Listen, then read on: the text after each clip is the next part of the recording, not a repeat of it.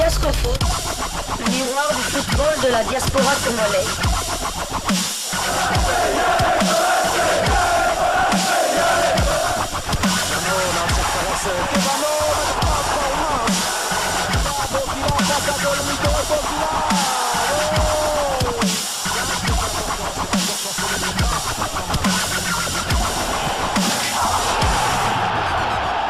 Diascofoot, le miroir du football de la diaspora congolaise.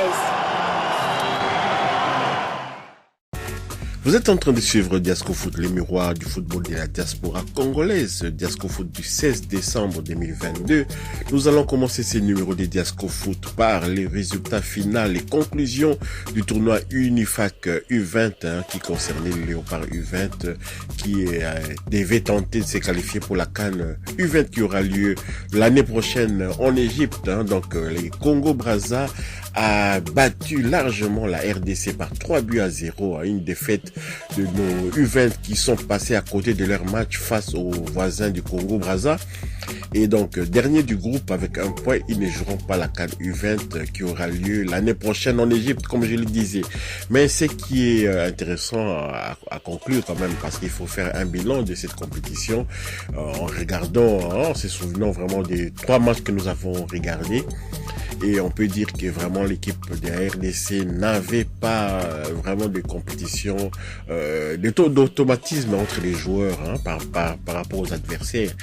Bien que l'adversaire quand même, notamment du Congo, de la République centrafricaine, était prenable. Mais voilà, la RDC a péché par parfois le manque d'automatisme entre les joueurs, des erreurs comme ça entre les gardiens et ses défenseurs. Et donc ça nous a coûté cette qualification. Vous savez, lorsque vous courez au score, on n'est pas surpris par un score qui peut paraître quand même disproportionné par rapport à la valeur quand même de la RDC. Vous savez, le Maroc a été défait par la France 2-0, mais ces résultats ne reflètent pas du tout la physionomie du match, tant les Marocains ont poussé, ils ont tenté, ils ont eu des occasions aussi de revenir à la marque. Ils n'ont pas eu de chance aussi avec l'arbitrage qui leur a privé de quelques opportunités d'avoir des pénaltys. Donc voilà, dans le football, c'est ça, lorsqu'on est obligé de refaire son retard, et bien on prend des risques et bien entendu on se laisse un peu avoir en contre-attaque. Donc, mais ce qui nous intrigue un peu dans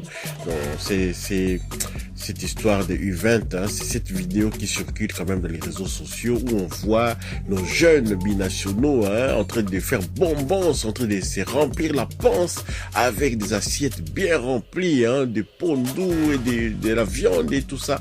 On se demande si c'est juste pour faire rire un peu, pour augmenter des vues sur TikTok. Mais si c'est réellement le cas, c'est dommage, parce que vraiment la nutrition est aussi très importante pour dans la carrière d'un footballeur. On peut pas manger de cette manière-là. Regardez ces images-là qui sont en train de défiler. Donc voilà tout ce qu'on pouvait dire pour les tournois Unifac U20. On se verra la prochaine fois. On va tenter encore, mais cette fois, il faut vraiment essayer de mieux s'organiser, s'y prendre largement à temps, nommer les coachs à temps et vraiment recourir aussi aux académies qui existent en RDC. KFA, par exemple, la Katumbi Football Academy, a des jeunes de cette catégorie d'âge-là qu'on aurait pu associer, qu'on aurait pu faire venir, parce que ils ont au moins l'avantage d'avoir la cohésion entre eux. Ils auraient pu jouer cette compétition, mais on comprend pas pourquoi ces gens d'académie sont toujours bloqués, freinés, et des noms comme ça, des joueurs qui appartiennent à des dirigeants de la FECOFA apparaissent chaque fois dans les sélections de jeunes de la RDC. C'est vraiment dommage.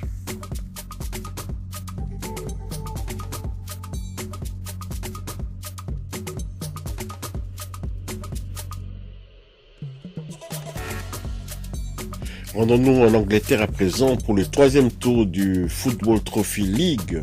Bolton s'est imposé 4-0 face à Manchester United U21. Et Elias Kachunga a été titulaire. Il est sorti à la 78e minute de jeu, 78e minute de jeu. Donc, et Kachunga, il joue en Ligue 1. C'est quand même la 3e division anglaise. Le temps de jeu est de 1247 minutes pour Kachunga et 2 buts marqués et 2 passes décisives en plus sur le 2430 minutes possibles. 25 matchs joués sur 27 matchs possibles. Le prochain match de Bolton Wanderers en Ligue 1 concernera la 21e journée. Bolton va recevoir Exeter City le samedi 17 décembre 2022 prochain, 16h heure de Kinshasa, 17h heure de Lubumbashi au Macron Stadium. Voilà, donc Macron a construit un stade de Bolton, vous le savez très bien, et donc courage à Elias Kachunga, 3e division. Vraiment, ça commence à sentir vraiment la fin un peu du haut niveau, après pour un ancien international quand même, la catégorie de jeunes de l'Allemagne. Donc voilà, Elias Kachunga, courage.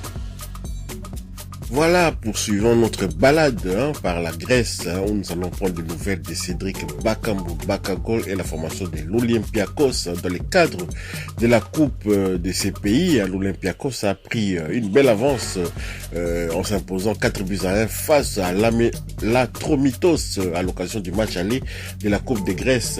La manche retour a lieu le 10 janvier prochain, et donc Cédric Bakambu était titulaire. Il a cédé sa place à la 60e minute de jeu. Pour rappel, l'international congolais et son club retrouveront les championnats le mercredi prochain face au PAS Janina. Donc voilà, Bakagol n'a pas marqué à 4-1 quand même. On aurait pu espérer qu'il avait la possibilité de pouvoir conclure parmi ces 4 buts là, mais voilà, ils ont gagné 4-1. Bakambu n'a pas marqué. Courage à lui qui continue vraiment à retrouver petit à petit sa forme pour vraiment être au point au mois de mars. Rendons-nous en Espagne maintenant pour les matchs amicaux. Vous savez qu'en Angleterre, la Premier League n'a pas encore repris, donc les clubs anglais sont en train de livrer des matchs amicaux, là où il fait un peu plus chaud, dans un climat un peu plus clément. Et donc le football club Cadiz de Théo Bongonda a été défait à domicile 3-4 par le loup de Wolverhampton. Et Théo Bongonda était titulaire, il est sorti à la 62e minute de jeu. Et donc voilà les résultats qu'on pouvait vous donner concernant cette rencontre. Mais nous notons quand même que Cadiz se comporte très bien. 3 buts marqués quand même, c'est pas rien, malgré cette défaite. Bon, peut-être que l'entraîneur a voulu faire quelques essais, mais Cadiz avait battu Manchester United aussi par 4-2. Donc voilà, félicitations quand même à Cadiz. Voilà, terminons cette première livraison sportive des Diasco Foot du 16 décembre 2022 par l'Espagne, toujours du côté de Albacete, un club espagnol où évolue quand même un binational congolais. Il s'agit de Andy Kawaya, et nous allons parler de Andy Kawaya à travers les propos tenus par une personne de ce club qui s'appelle Ruben Albes, qui parle de Andy Kawaya avec des termes un peu élogieux. C'est un joueur de haut niveau. Dans les 1 contre 1, il me rend heureux.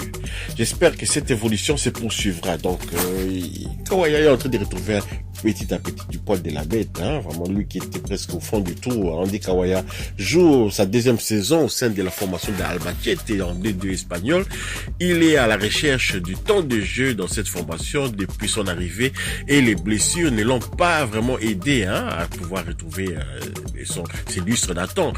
Le joueur formé à Anderlecht en Belgique a fait le saut en Espagne depuis 5 saisons maintenant, où il a connu 3 clubs, donc déjà notamment Cultural Leonesa, Cartagena, et c'est maintenant du côté de Albacete un environnement qu'il maîtrise déjà, donc il restera maintenant à lui de convaincre. Donc voilà les propos tenus par le coach, enfin par cette personne de Albacete. Il dit ceci: Andy a de l'énergie en ce moment et ça nous excite. C'est un rôle que j'aime bien. À Miranda, il était très bon, je lui ai déjà dit. C'est une saison difficile pour lui, mais chaque jour il va un peu mieux. Et pour le plus de contexte de match, c'est un joueur de haut niveau dans les 1 contre 1. Il me rend heureux. J'espère que l'évolution se poursuivra, a dit Ruben Albes, l'entraîneur du club, à son sujet. Cette saison, il a disputé donc 7 matchs, toutes compétitions confondues, pour un seul but, ce qui est très peu clairement. Il va profiter de la confiance qu'il a de la part de son staff technique pour pouvoir peut-être faire mieux, pour revenir au devant de la scène. Vous savez, la semaine passée, La formation de Albacete était partie s'imposer 1-2 sur les terrains de Las Palmas de Omenu Kimfulu, qui était leader justement en ce moment-là de cette deuxième division espagnole. Et maintenant, donc, Albacete est en train de pointer le bout du nez, et Andy Kawaya est très en forme. Hein. C'est tout ce que nous pouvons souhaiter, et surtout qu'il puisse cette fois-ci bien prendre une bonne décision pour joindre la RDC, parce qu'avec la Belgique, je pense que ça ne sera pas possible. Voilà. Merci d'avoir suivi ces numéros de Diasco Foot. Bientôt, on aura notre deuxième numéro de Diasco Foot, parce qu'on doit également parler aussi des tirages au sort des interclubs de la CAF, où il y a beaucoup de Congolais qui seront concernés par cette compétition. Donc, nous allons un peu décortiquer les interclubs de la CAF. Hein. On va vous donner aussi d'autres informations concernant, bien entendu, les résultats récoltés à gauche et à droite, toujours dans le cadre de Diasco Foot, numéro 1 du football de la diaspora congolaise. Merci d'avoir suivi Diasco Foot. Partagez, likez, et puis abonnez-vous également pour ceux qui ne sont pas abonnés. Activez la petite cloche de notification, elle vous permettra de ne pas manquer les prochaines vidéos que nous mettrons en ligne. Diasco Foot vous dit au revoir.